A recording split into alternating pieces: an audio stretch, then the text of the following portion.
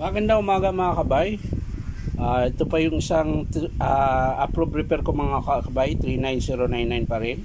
Bali ang papalitan lang mga kabay, ito lang 608 tsaka sleeve lang po. Ayan. So tara samahan nyo ako mga kabay. So yan mga kabay, nakalas ko na po yung tornilyo. So tatanggalin na natin yung carbon muna tayo mga kabay, para hindi siya sasayad sa armature pag bunot natin. Ayan. So yan mga kabay, papalit lang tayo ng sleeve dito. Ayan.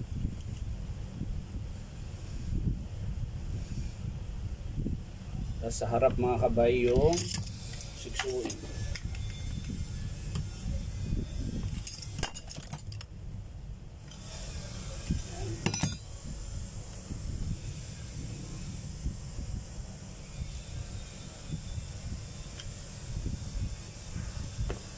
Ito pa yung bago mga kabay, 608 na bearing. Balik natin yung pinion mga kabay.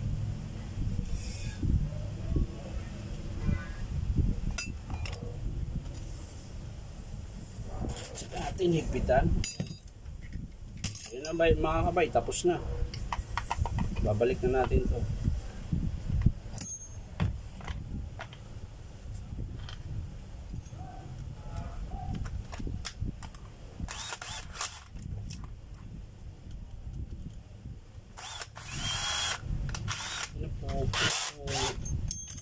Nabungi mga kabay.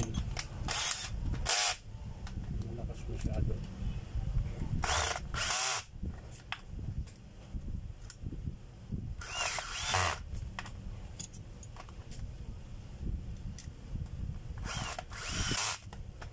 So na mga kabay, nakabit na natin. Balik natin yung carbon.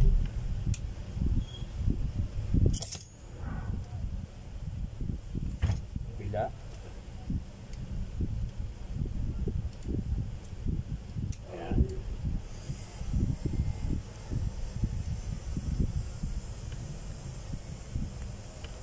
So yan mga kabay, balik na natin yung safety switch natin. Ayan.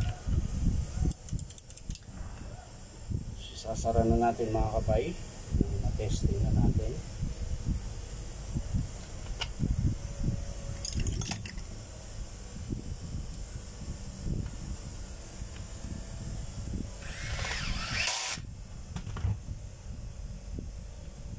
I-testing natin mga kabay.